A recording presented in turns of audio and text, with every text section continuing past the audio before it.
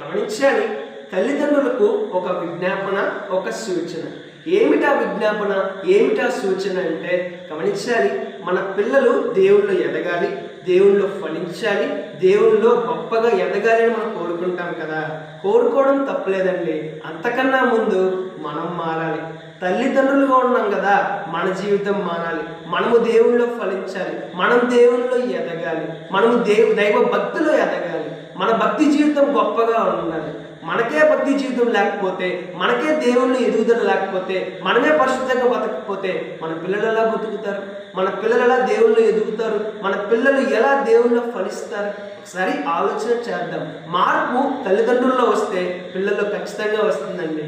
ఒక తండ్రిని తన కుమారుడు అడిగాడు, తండ్రి నువ్వు సిగరెట్ కాలుస్తున్నావు కదా, నన్ను కూడా కాల్చమంటావా? ఒక తల్లిని తన కుమార్తె అడిగింది, అమ్మా నువ్వు బూతులు మాట్లాడుతున్నావే, నన్ను కూడా మాట్లాడమంటావా? ఒక తండ్రిని తన కుమారుడు అడిగాడు, తండ్రి నువ్వు మందు తాగుతున్నావు కదా, నన్ను కూడా తాగమంటావా? చూసారా, తల్లిదండ్రులను చూసి పిల్లలు నేర్చుకుంటున్నారు. కాబట్టి తల్లిదండ్రులుగా ఉన్న మనం ఉన్నాం కదా, మనం మారాలి. మనల్ని చూసి మన పిల్లలు మారుతారు. మనం మారితే మనల్ని చూసి మన బంధువులు మారుతారు. మనం మారితే మనల్ని చూసి మన మిత్రులు మారుతారు.